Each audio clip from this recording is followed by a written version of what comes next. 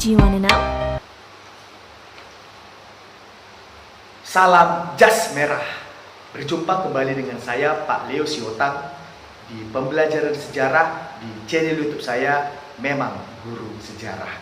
Hari ini kita akan membahas materi pertemuan pertama untuk kelas 11 IPS, yaitu Sejarah Peminatan, yang berjudul Kerajaan-Kerajaan Maritim Masa Hindu-Buddha di Nusantara. Sebelum kita masuk ke materi ini, kita harus mengetahui terlebih dahulu bahwa materi ini merupakan materi ulangan atau materi lanjutan dari materi kelas 10, yaitu tentang masuk dan berkembangnya agama Hindu-Buddha di Indonesia. Oke, kita akan saksikan untuk slide-slide yang berikut ini. Oke, yang pertama, kita harus mengetahui terlebih dahulu apa pengertian dari budaya maritim. Yaitu maritim berasal dari bahasa Latin yang artinya adalah maritimus, yang artinya adalah laut. Lalu menurut Kamus Besar Bahasa Indonesia, maritim memiliki arti berkenaan dengan laut dan berhubungan dengan pelayaran dan juga perdagangan di laut. Maka negara kita dianggap sebagai negara maritim, jelas karena negara kita itu terdiri dari beberapa kepulauan atau terdiri banyak wilayah kita berada di dekat laut. Oke, sekarang kita lihat salah satu bukti adanya hubungan perdagangan antara kepulauan Indonesia dan berbagai daerah daratan Asia Tenggara itu bisa kita lihat dari peninggalan yang ada di Indonesia. Banyak negara-negara perunggu itu tinggal atau menjadi bukti peninggalan sejarah di Indonesia. Kita bisa lihat pada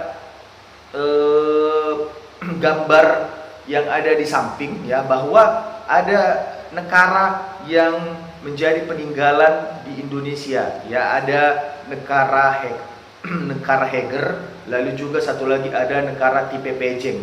Untuk negara Heger ini banyak sekali kesamaannya dengan peninggalan dari Vietnam atau kebudayaan Dokson. Sedangkan untuk negara Tipe Pejeng ini khas sekali di Indonesia dan banyak sekali ditemukan di Indonesia. Oke, kita lanjutkan kembali. Lalu yang kedua, poin yang kedua adalah bagaimana sih Pak terbentuknya perdagangan internasional pada zaman kuno atau pada zaman yang lampau. Poin yang pertama adalah Kepulauan Nusantara itu terletak dalam jalur perdagangan di antara dua pusat perdagangan internasional pada zaman kuno, yaitu India dan Tiongkok. Jadi yang dua inilah yang memainkan peranan penting di perdagangan internasional pada zaman kuno. Yang poin kedua adalah Selat Malaka itu menjadi gerbang utama yang menghubungkan pedagang-pedagang Tiongkok dan India yang berlayar melalui bandar-bandar penting di sekitar wilayah tersebut. Jadi Selat Malaka itu menjadi pusat perdagangan atau pelabuhan, tempat persinggahan pedagang Tiongkok dan juga pedagang-pedagang India pada zaman yang lampau. Poin yang ketiga adalah komoditas yang diperjualbelikan di masa itu adalah rempah-rempah seperti kayu manis, lalu cengkeh, pala dan lain-lain. Jadi rempah-rempah ternyata sebelum masuk bangsa Barat ke Indonesia memang sudah menjadi rebutan untuk pedagang-pedagang Tiongkok dan juga India. Oke, next kita lihat masih poin yang terbentuknya yang kedua tadi. Yang pertama kita lihat agama Buddha itu masuk ke Nusantara pada abad ke-5 Masehi dan dilakukan disusupi oleh seorang pangeran dari Kashmir. Lalu poin yang berikutnya ketika abad ke-9 Masehi mulai berdatanganlah ya para pendeta-pendeta Buddha dari berbagai wilayah. Ya itulah yang dilakukan oleh para pendeta-pendeta Buddha untuk menyebarluaskan ajaran agamanya. Ya, oke. Di foto samping ini ada arca Buddha ya di museum ya Sultan Mahmudi. Ya, ini menandakan bahwa peninggalan Buddha itu masuk ke Indonesia. Oke, ini kita lihat penyebaran awal agama Buddha ya. Bisa kita lihat pada peta yang sudah saya tampilkan di samping. Oke, berikutnya kita lihat ya. Ya. Ini adalah candi ya. Candi ini memiliki kemiripan ya. Ini adalah candi yang ada di India dengan yang ada di Jawa Tengah ya kan. Coba lihat kan bukan ada lagi ya, memang memiliki banyak kemiripan. Ya, ini menandakan bahwa kita ini mendapatkan pengaruh yang besar dari Buddha, ya, dari masuk dan berkembangnya agama Buddha.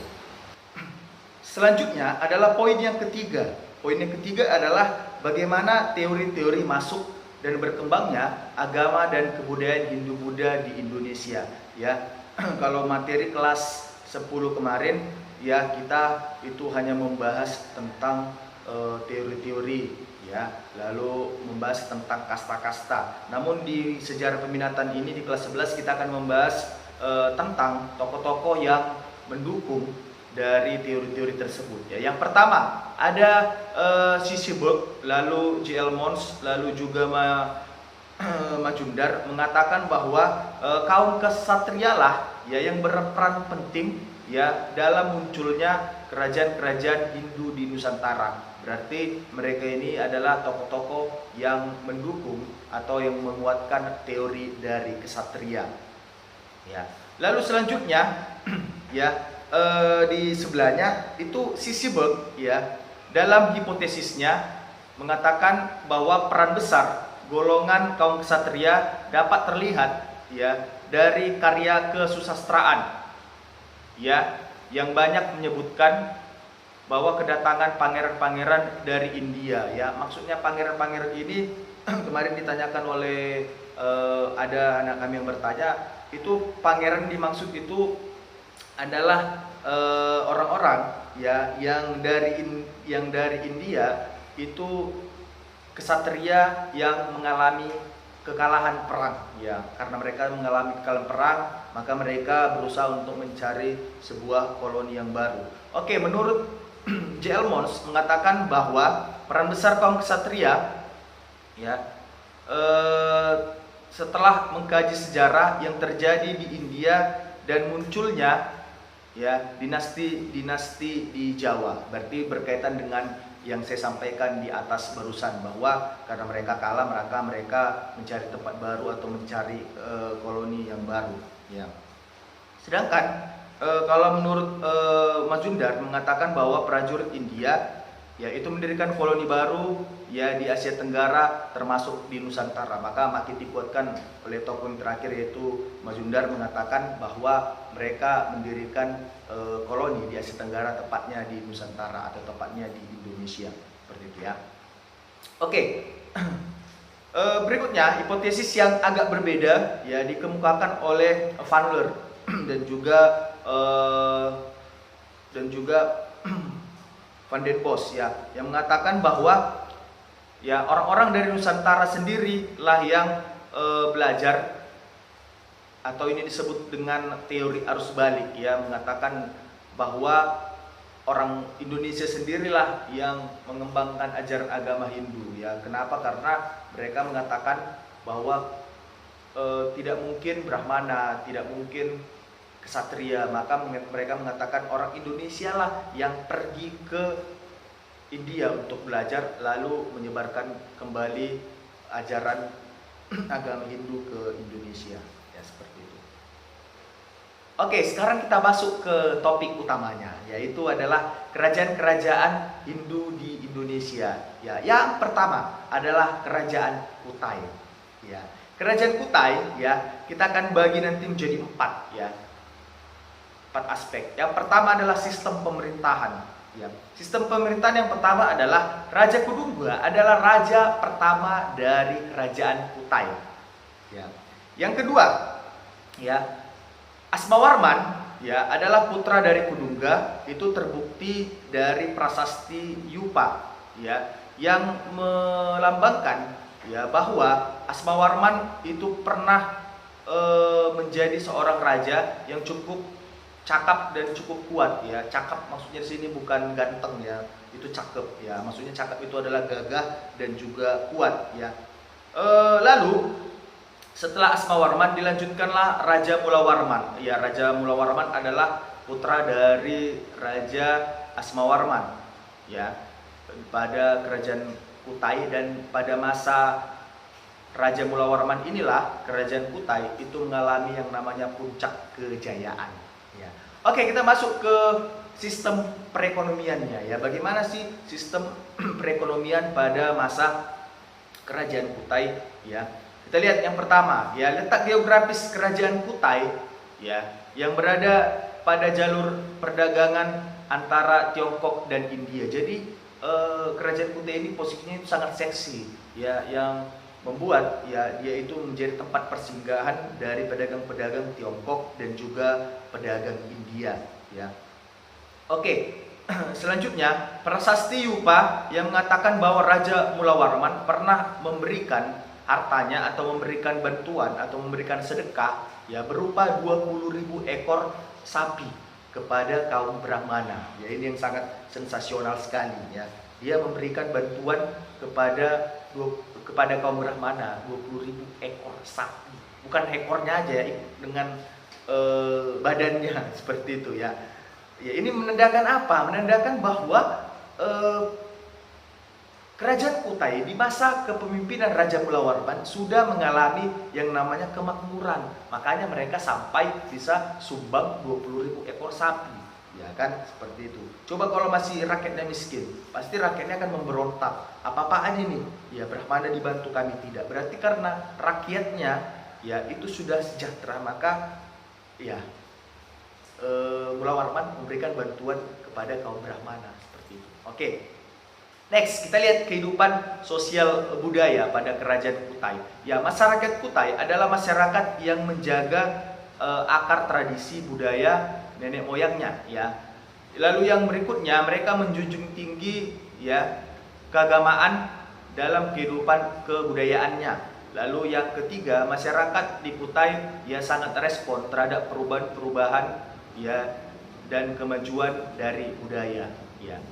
Hampir secara umum ya, rata-rata tiap budaya juga seperti itu, menerima kemajuan atau perubahan ya, selama itu merupakan yang positif. Oke, selanjutnya kita lihat pengaruh keberadaan kerajaan Kutai ya. Yang pertama ya dengan adanya bukti dari 20.000 bantuan 20.000 ekor sapi kepada kaum Brahmana, ini membuktikan ya bahwa kerajaan Kutai itu ya sudah sangat kuat di bidang pertanian, di bidang peternakan, dan di bidang perdagangan ya. Ini sudah cukup memberikan bukti bahwa mereka itu kuat di ketiga aspek tersebut ya. Sementara saat ini peninggalan sejarah kerajaan Kutai yang merupakan potensi wisata sejarah ya maupun budaya di wilayah Kutai itu sendiri maupun di Indonesia. Jadi di sana jelas ada museum yang berisikan tentang peninggalan-peninggalan kerajaan Kutai, karena itu merupakan kerajaan tertua di Indonesia ya. Oke, lalu yang ketiga ini yang paling terupdate ya, bahwa peninggalan saat ini ya, dan ini masih rencana, belum ada ya, yaitu direncanakan ya Kutai Kertanegara akan menjadi ibu kota baru dari NKRI atau dari Indonesia ya. Jadi nanti dia bersama dengan Penajam Pasir Utara, nanti kerajaan Kutai akan menjadi ibu kota baru dari Indonesia ya. Ini masih menjadi perencanaan, mungkin karena virus corona ini menghambat perpindahan ibu kota dari Jakarta ke Penajam Pasir Utara dan juga Kutai Kertanegara. Oke, sekarang kita lihat kerajaan yang kedua. Ya, kerajaan yang kedua adalah kerajaan Sriwijaya. Ya, ini juga materi pengulangan dari kelas 10 ya. Tapi kita akan lebih perdalam lagi. Oke, yang pertama poinnya adalah Sriwijaya adalah nama kerajaan yang bercorak Buddha yang berdiri pada abad ke-7 ya. Lalu yang kedua, dalam bahasa Sanskerta ya, Sri itu artinya adalah cahaya atau gemilang ya. Dan Wijaya itu artinya adalah kemenangan atau kejayaan. Maka nama Sriwijaya itu memiliki makna adalah kemenangan yang gemilang. Ya, itulah arti dari Sriwijaya. Ya, jadi dari nama saja mereka itu memang sudah hebat gitu kan. Nah, ternyata kenyataan juga benar. Gitu. Oke, yang ketiga, lokasi dari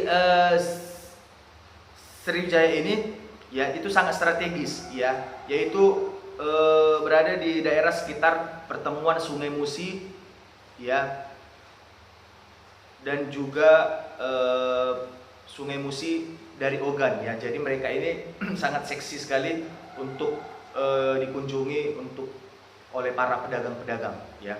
Oke, yang berikutnya ya, masyarakat Sriwijaya memang dikenal sebagai masyarakat yang dekat dengan kehidupan sungai dan juga laut ya. Jadi mereka itu memang sudah dikenal sebagai kerajaan maritim ya, untuk kerajaan Sriwijaya. Oke, ini adalah perkiraan letak pusat kerajaan Sriwijaya yang memang sampai sekarang masih menjadi perdebatan kontroversial, apakah benar di Palembang atau di Jambi atau di bagian Pulau Sumatera yang lain, karena memang dia ini sangat luas sekali kekuasaannya ketika itu. Namun pusatnya masih membingungkan ya hingga kini.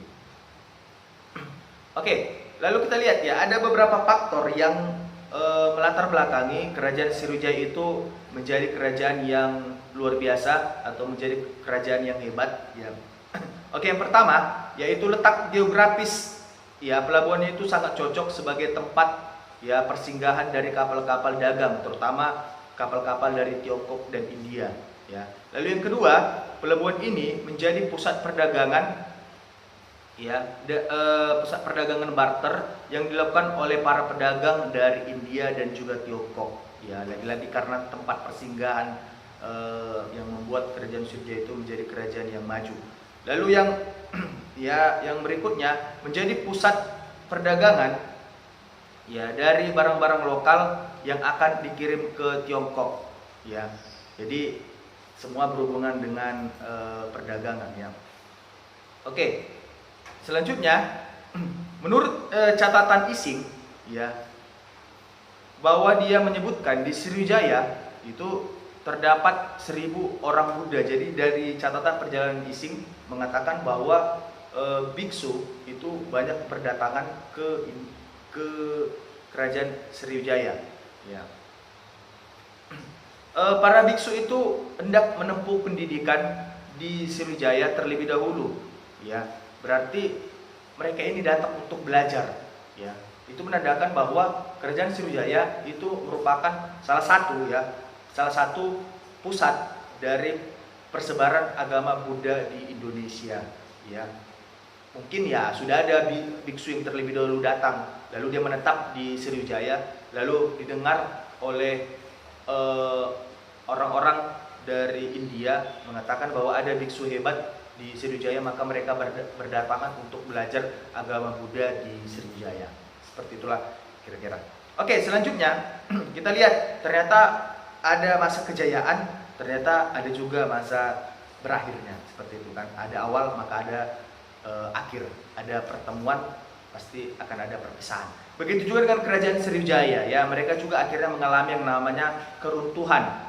Ya, kira-kira apa penyebab keruntuhan daripada kerajaan Sriwijaya ya? Yang pertama adalah karena mereka mendapat serangan dari kerajaan Medang Kamulan di Jawa Timur ya, di bawah pemerintahan daripada Raja Dharmawangsa ya.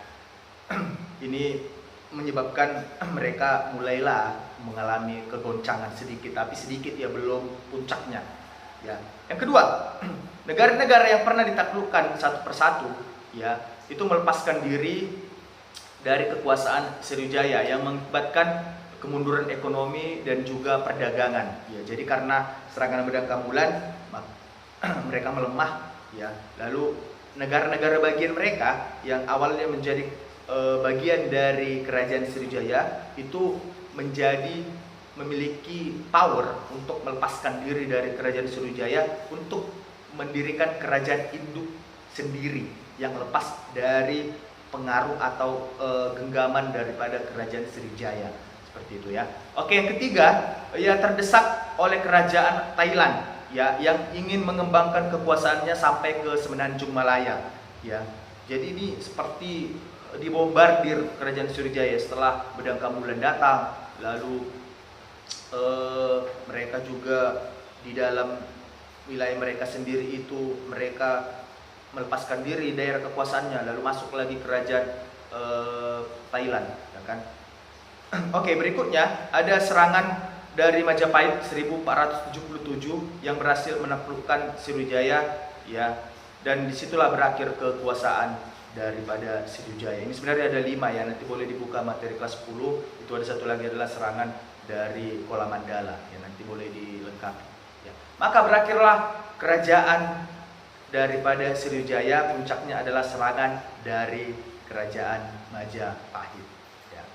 Oke, demikian pembelajaran sejarah peminatan kita untuk hari ini ya. Saya ucapkan terima kasih kepada anak-anak kami yang sudah menyaksikan tayangan ini. Semoga tayangan ini bermanfaat untuk kita semua ya. Sekali lagi tak bosan saya mengingatkan kepada anak-anak kami ya untuk tetap semangat, tetap berdoa semoga pandemi COVID-19 ini segera berlalu agar kita bisa menjalani proses pembelajaran secara tatap muka dengan sesegera mungkin ya. Akhir kata saya ucapkan terima kasih dan salam jas merah.